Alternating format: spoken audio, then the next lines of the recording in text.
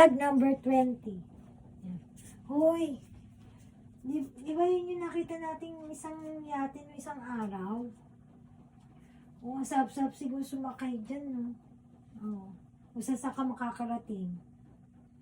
May pumasahe ka ba? Aba, pag ako yung mama niyang yating yan, bibilhin ko yan. Tapos iikot ako sa buong mundo. Nakasama ka syempre. Dito na, gusto ko dito na lang. Bakit? Nakakainis ka. Bakit ayaw mo sumama?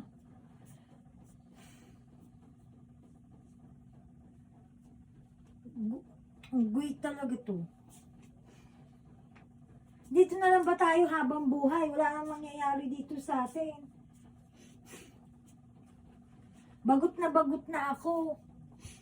Yan. Alam mo, gusto kong pumunta ng Maynila. Bumaba ka na. Ayoko, ang sap-sap ng pwesto ko dito eh.